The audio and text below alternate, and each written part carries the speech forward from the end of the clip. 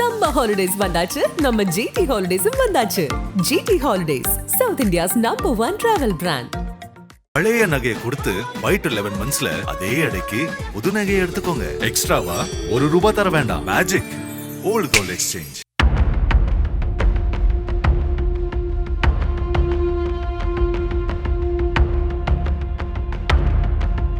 தூத்துக்குடி மாவட்டம் கடம்பூர் அருகே உள்ள ஐரவன்பட்டியைச் சேர்ந்தவர் முருகேச பாண்டியன். இவருக்கு 60 வயதாகிறது. ஒட்டப்பிடாரம் தொகுதி திமுக எம்எல்ஏ சண்முகையாவின் அண்ணனும் திமுக பிரமுகருமான இவர் சுற்றுவட்டார பகுதிகளில் சோலார் கம்பெனிகளுக்கும் காற்றாலைகளுக்கும் ஏக்கர் கணக்கில் இடம் வாங்கி கொடுப்பது மற்றும் கான்ட்ராக்ட், பஞ்சாயத்து உள்ளிட்ட பல்வேறு செயல்களில் ஈடுபட்டு வந்துள்ளார். இது ஒருபுறம் இருக்க, எட்டயபுரம் அருகே தாப்பாத்தி கிராமத்தைச் சேர்ந்தவர்கள் மாரிமுத்து முத்துமாடாத்தி தம்பதியர்.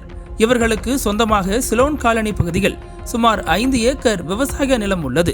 இந்த நிலத்தை தொழிலதிபர் முருகேசன் தனக்கு கிரயம் செய்து தருமாறு முத்து மாடத்தியிடம் கேட்டுள்ளார். ஆனால் அதற்கு அவர் மறுப்பு தெரிவித்ததால் அந்த நிலத்தை முருகேச பாண்டியன் தரப்பு அபகரிக்க முயன்றதாக கூறப்படுகிறது. இதனால் ஏற்பட்ட தகராறில் கடந்த மார்ச் 3ஆம் தேதி பாதிக்கப்பட்ட தம்பதி சார்பில் ஓட்டப்பிடாரம் காவல் நிலையத்தில் புகார் அளிக்கப்பட்டது. அதன் பேரில் முருகேச பாண்டியன் உள்ளிட்ட 8 பேர் மீது போலீசார் வழக்கு பதிவு செய்தனர். ஆனால் அந்த வழக்கில் மேல் நடவடிக்கை எதுவும் எடுக்கப்படவில்லை. இந்த நிலையில் கடந்த 29ஆம் தேதி மாரிமுத்து தனது மனைவி முத்துமாடத்தியுடன் பைக்கில் திருச்செந்தூர் கோவிலுக்கு சென்றுவிட்டு ஊருக்கு திரும்பிக் கொண்டிருந்தார். இவர்கள் முத்தையாபுரம் அடுத்த மதிகட்டான் ஓடை பகுதிக்கு வந்தபோது திடீரென காரில் வந்த முருகேச பாண்டியன் இருவரையும் வழிமறித்துள்ளார். அப்போது அந்த விவசாய நிலத்தை தனது பெயருக்கு எழுதி கொடுக்கும்படி முத்து மாடத்தியை மிரட்டியுள்ளார். இதனால் பயந்து போன முத்து மாடத்தி இதனை செல்போனில் வீடியோவாக எடுக்க முயன்ற போது முருகேச பாண்டியன் அவரது போனை பிடுங்கி உடைத்துள்ளார்.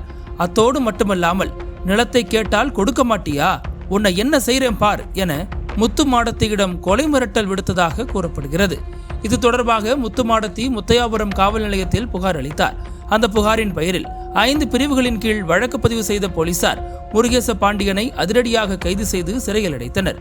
அதிமுகவில் வலம் வந்த முருகேச பாண்டியன் 2019 நடைபெற்ற ஓட்டப்பிடாரம் தொகுதி இடைத்தேர்தலில் தனது தம்பி சண்முகையா திமுக வேட்பாளராக அறிவிக்கப்பட்டதை தொடர்ந்து தம்பிக்கு ஆதரவாக அதிமுக நிர்வாகிகளை வைத்து வேலை பார்த்தவர். இதன் காரணமாக அதிமுக தலைமை இளவேலங்கால் ஊராட்சி செயலாளராக இருந்த முருகேச பாண்டியனை கட்சியிலிருந்து நீக்கியது. அதன் பிறகு முருகேச பாண்டியன் திமுகவில் இணைந்து பயணித்தாலும் அதிமுகவினர் உடனான நட்பை அப்படியே தொடர்ந்து வருகிறார். அந்த வகையில் சில வாரங்களுக்கு முன்பு கோவில்பட்டியில் உள்ள சொகுசு பங்களாவில் அதிமுகவை சேர்ந்த மாஜி அமைச்சரை முருகேச பாண்டியன் ரகசியமாக சந்தித்துள்ளார். என் தம்பி சண்முகையாவுக்கு இந்த முறை திமுகவில் எம்எல்ஏ சீட் கிடைக்குமா என்பது சந்தேகமாக உள்ளது. திமுகவில் சீட் கிடைக்கவில்லை என்றால் அதிமுகவில் எங்கள் குடும்பத்தில் ஒருவருக்கு எம்எல்ஏ சீட் கொடுக்க வேண்டும். உங்களுக்கு தனிப்பட்ட முறையில் 3 சி கொடுக்கிறேன். தலைமைக்கும் கேட்டதை அப்படியே கொடுக்கிறேன்.